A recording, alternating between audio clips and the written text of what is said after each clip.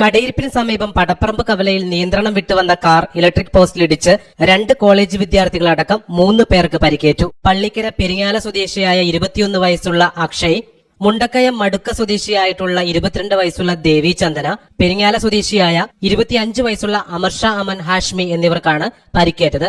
ഇന്ന് വൈകിട്ട് 3:30യോടെയാണ് അപകടം.